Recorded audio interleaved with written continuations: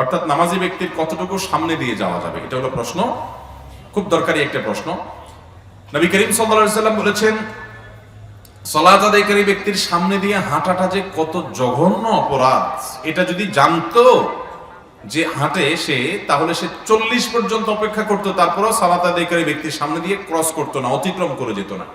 এই জন্য সালাত আদায়কারী ব্যক্তির সামনে দিয়ে হাঁটতে হলে হয় তার সামনে একটা সূত্রা লাঠি বা পিলার কিছু দিয়ে না হাঁটবেন, তার বাইরে দিয়ে, এরিয়ার বাইরে দিয়ে হাঁটা যাবে।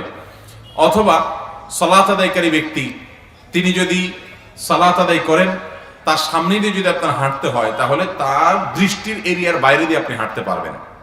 তিনি সূত্রা টুত্রা কিছু নিয়ে দাঁড়ান নাই, ভুল করেছেন। উচিত তার কোনো কিছুর সামনে গিয়ে সালাত আদায় করা, সূত্রা দিয়ে দাঁড়ানো। কিন্তু হঠাৎ তিনি মসজিদের এমন জায়গায় দাঁড়ায় গেছেন যে সূত্রা নাই, অথবা তিনি 1-2 রাকাত পরে এসে দাঁড়াইছেন, এখন সালাম ফিরাইছে ইমাম, তিনি তারপর আদায় করতেছেন, সূত্রা নেওয়ার তো সুযোগ হয়নি।